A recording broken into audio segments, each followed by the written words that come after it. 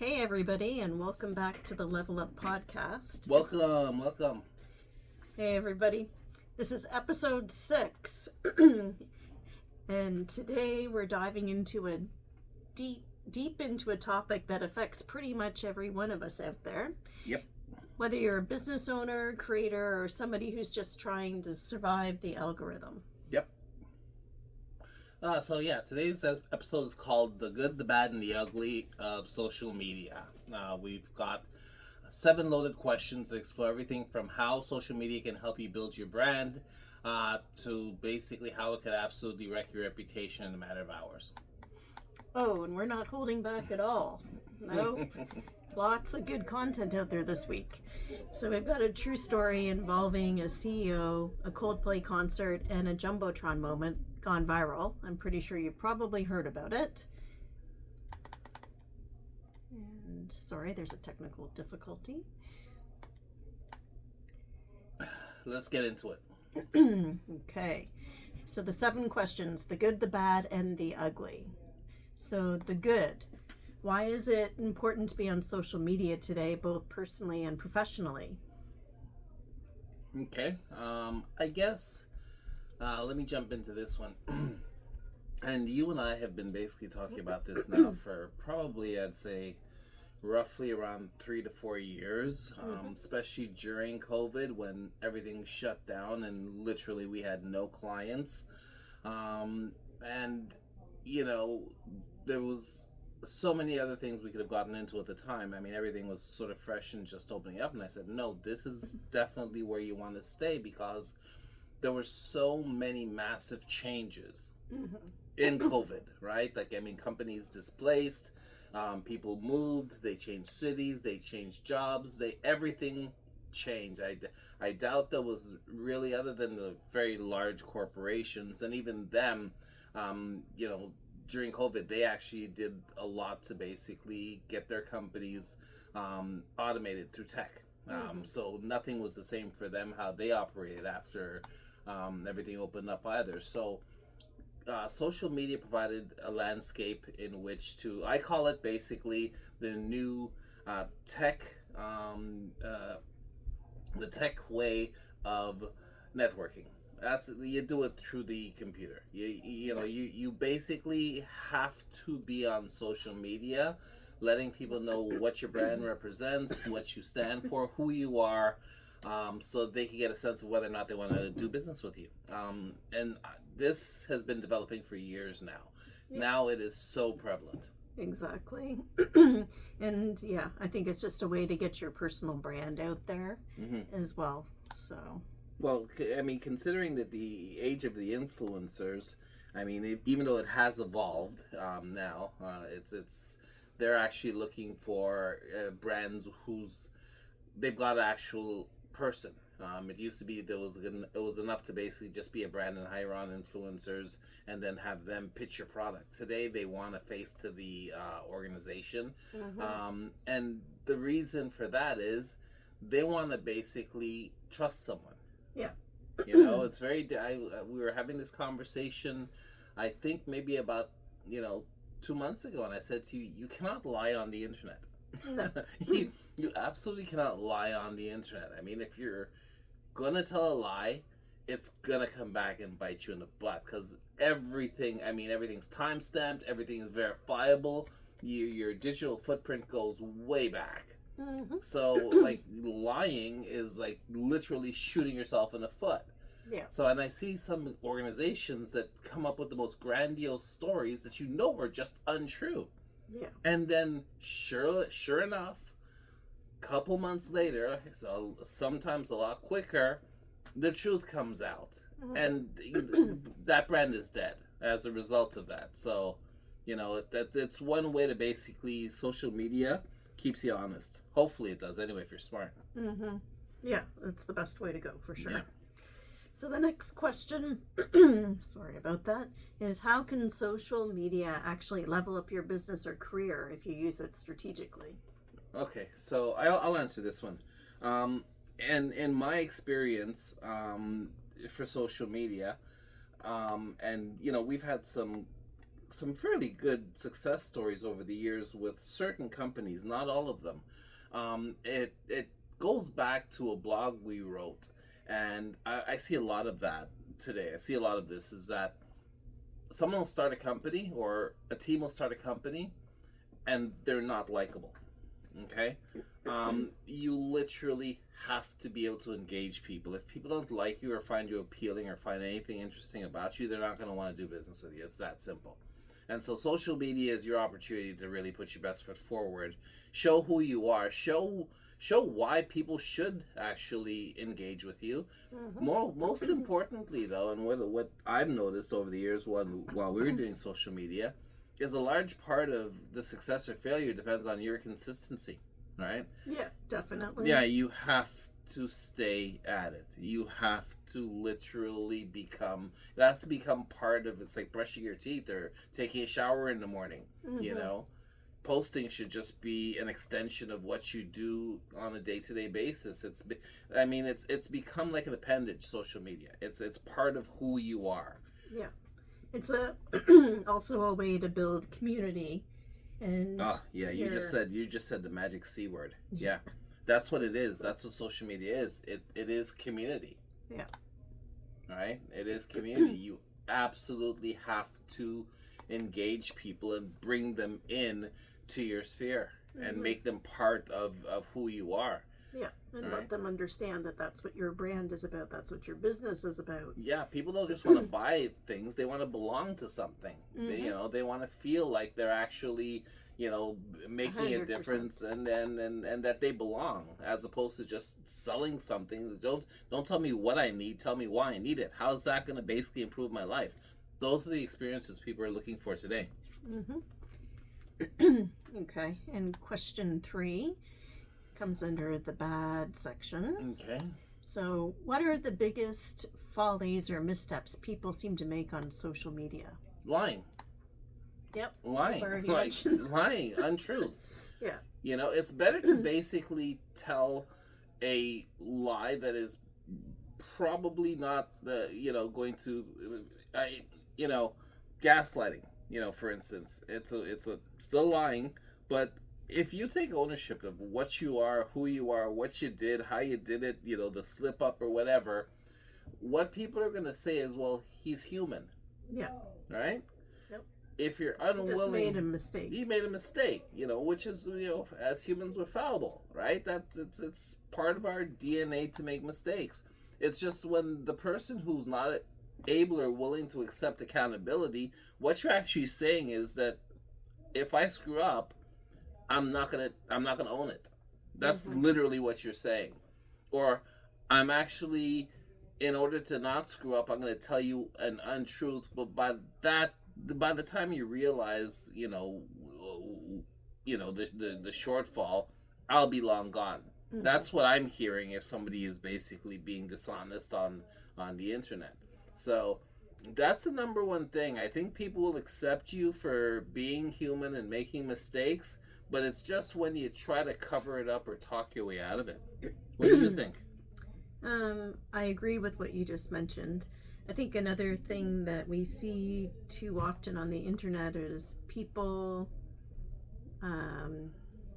sort of getting into inconsistent branding. Yeah. Which is also kind of confusing. Huge. Yeah, whatever your brand is, you really got to pick a lane and stay in it. Yeah. Like people identify you based on their understanding of who you are, what you do, what kind of service you're going to provide, and how you're going to show up. And if you keep jumping around and trying to reinvent yourself weekly, monthly, annually, you're not giving people an opportunity to assimilate and to connect with your brand. People are looking today, I think, for connection. Yeah. Sure. Yeah. I want to feel you. I want you to make me feel comfortable doing a transaction with your company or with your organization, right? And so you don't get that by changing. You literally have to be that brand, that consistent brand. I know exactly how that transaction is going to be. I know exactly what the experience is going to look like and feel like, and that I can trust. Yeah, that's key today, because I don't think people generally trust large organizations. I think they trust large organizations that are human at the core. Exactly. Yeah, they're still gonna go, but it was Bob over Yeah, in yeah, whatever yeah, that I have a connection with, and that's how I worked with them. exactly. It's kind of like, well, my experience, our experience with our teams that we work with. Well, It might be a big organization, but it's like our team. People buy from us because of us. Yeah. Right? They engage us because of who we are. They I don't know, they like our shtick or whatever, but it's really just the fact that we are consistent. We are who we say. People know exactly what they're going to. They know what to expect. Yeah. And I think that's a really big point of longevity today, and staying the course, because so many organizations, I think what they did was they created brands that they thought would be appealing, but it didn't have a heart. Yeah. It didn't have a heart. It didn't It have a wasn't soul. human. It wasn't human. It's like, oh, let's pick up pretty colors and this is cool, and they, it was more on trend as opposed to on message. Yeah. So Exactly. Okay, the next question. Have we gone too far in sharing our personal lives online, and what should the boundary be now? okay, well, I think this one is sort of, I think, because, to sort of go back to the beginning of this discussion, everything is verifiable, right? So you don't really need to overshare. Chances are, if you are doing social media, people already know. I think really what it comes down to is editing your messaging.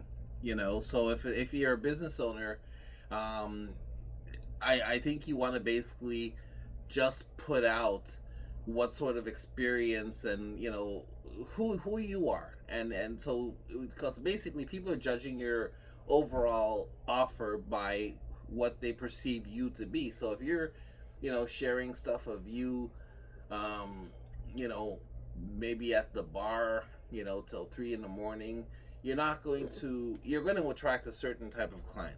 Now whether or not that's the kind of client you want to attract, I think it really comes down to trying to appeal to the audience that you're looking to engage, right? So share what's necessary, right? Yeah, and I would say keep, if you're doing social media for your business, keep it to your business and certain core values. Yeah. And don't interact and bring in your family business and cross the line that way. Well, the thing is that to a very large extent, well, there's one rule: no matter how bad your family is, never speak ill of them, because you'll end up, very, very much alone. You could always mend close to the end, but yeah. So that's an unwritten rule. But the thing is that I think if you're being genuine, people can get a sense of who you are, and then there'll be that respect. They may not like you or like everything about you, but if they get a sense of, okay, that's who Michael is, right? He's trustworthy. He seems knowledgeable. They're gonna make a judgment based on what they pick up from you, and then if they want to do a bit of sleuthing, they could dig a bit deeper, do a couple of Google searches or whatever. But you get a sense of who people are, and I think as long as you're doing that and you're being honest about it, I think you're going to basically win in the social media game. I don't think today people are looking to be, wild with all of this, crazy, clothes and fashion and super, finished, polished, videos, and I think people are looking more for authenticity. Yeah, I agree, because there's so much content that people are consuming nowadays that it's got to matter. They want to see something that it's got to matters to them and looks real, because in today's day and age, so many things look real, but they're not necessarily real. All that glitter. Yep. Okay. So question 5. Can a bad post or viral moment really ruin your reputation or career? Or is that just hype? Okay, yeah. So I would sort of, I think a bad post is an honest post. I think a viral moment is an honest, moment. I think it all depends on how you deal with it. We all have bad days, right? Correct. Now, if you have 100 bad posts or 100 viral moments that go against you, you're probably a serial problem, right? Yeah. But we all have bad days. We all have instances where we are not at our best behavior. We're not the shiniest. And Maybe I think they're posting or responding to something when they're not in a good frame of mind. yeah, and I really believe it's how you actually deal with it. I think if you actually take ownership of it and say, well, you know what, I was having a bad enough. We all have them. Mm-hmm. Who doesn't? Like it's Exactly. life gets messy at times. Life gets messy, right? I think though that in the mess, you have to come out of it trying to do the right thing. Yeah. I think that's the difference, right? It's how you deal with it. It's like, because you can't say, "Oh, I didn't do that post," because you obviously did. yeah, So. yeah. You know, I mean, just to go off tangent for a bit, there's a tennis player. He won Wimbledon this year. Sinner, Yannick. Yeah. You know, he had some issues, I guess, last year before, and you know, I wasn't sure because I love tennis. I'm a big tennis fan. So are you. We haven't gotten out this year, but hopefully we will before the summer's up. But the way he came back and the way he dealt with everything, just absolutely beautiful. Just fantastic. He took ownership of it. He didn't shy away. He literally just threw himself back into the sport he loved. And I love just the way he's handled himself, the professionalism of this guy, the strength of character. You know, even through the noise, he just basically just paid no attention to it, because this guy was a guy who basically knows exactly what happened. He's I don't know, so I can't comment on it, but he did not come in like, you know, a mouse and cower. He just came right back in. He said it is what it is, and he moved on. Beautiful. I think if most people were to deal with adversity like that, you know, Maybe because we're better. not here. Society would be better. We're not here forever. I mean, and we're gonna screw up, and so really, let's get on with it. Okay, let's do what you have to do. Take ownership of it. You know, acknowledge the fact that you did maybe make a mistake, but then you move on. Yeah, you move on. Exactly. You don't have time to sit there and dwell. It's not going to bring back the moment. No. Just take what you've learned and then apply it to the future. Yeah. Move on. Okay, so the ugly, and this is one that Huey's been keeping me abreast of for the last few days, and I'm sure everybody out there also knows about this. So the true story: the CEO was at a Coldplay concert, ends up on the jumbotron with somebody other than his wife. So, is that considered new public shaming, or is that fair? So here's what happened. A tech CEO who's fairly well known in the business world, had a public-facing persona, was at a Coldplay concert last weekend. And during one of the more romantic ballads, the camera panned across. I Will Fix You. Yeah, that was the song that did it all. And this happens at Coldplay concerts. Yes, yeah. Chris Martin does it all the time. He pans the camera to people in the audience, and he basically just, you know, strikes up a conversation about their particular situation. Yeah. And not knowing any context about the people. Yeah. So, anyway, the Jumbotron showed the gentleman, the CEO, with his arms around a woman who wasn't his wife, and they were swaying, and the crowd cheered, and so did the rest of the internet. But then they realized that wasn't his wife, and Chris Martin had made a comment, because all of a sudden... Well, he basically said either these guys are having an affair or they're super shy. Because based on the reaction. Yeah, because as soon as they realized they were on the Jumbotron, the woman turned away, and the CEO sort of dropped out of sight. Yeah. It was pretty obvious they suffered from massive guilt. Yeah. Yeah. So... Anyway, that's taken a lot. So, is this a private matter or a public scandal? Do you think they overreached? No, I think basically once you go to any type of major concert event, you lose privacy once you step in. You know, it's like going to a baseball game. You know, there's going to be cameras everywhere. That's what people do at concerts. Yeah. The thing about this particular situation is that they were not really, they were canoodling. They weren't doing it. They weren't, making out or No. groping each other. They were just swaying back and forth, which, had they reacted differently, it could have actually been passed off as just a casual two friends even. Yeah, and Chris Martin probably wouldn't have made a comment. Would not have. Well, no, Chris Martin actually, you listen to the way he responded, he was on the spot. Because he was like, well, whoa, did I do something? Like, at first, I think he was apprehensive, and then he realized, these guys were acting guilty, and then you saw everybody else's face who clearly, validated his suspicions that, they were with people they shouldn't be with. So what it comes down to is, I saw his letter. He, penned an open letter apologizing for his behavior, but halfway through the letter, he sort of blamed Coldplay for invasion of his privacy. He was saying he was having a private moment with a woman who wasn't his wife. So I think really that's what this sort of comes down to, is that he is, I believe, a billionaire, or he runs a $1 billion organization, and for the most part, we expect a higher standard from guys at that level of the food chain. You're right. And so right away, you're so wrong. Like, right away, you've you messed up. No, you messed up big, because you're supposed to be the example. There's a reason why you're allowed to exist at that level. And if you get in trouble or caught for doing something you shouldn't do, you probably should just own it rather than trying to blame Coldplay. Right? Because you're the one who basically did the deed. You're there. You're loving off your little honey. You're having a good time. You guys look so happy. Yeah.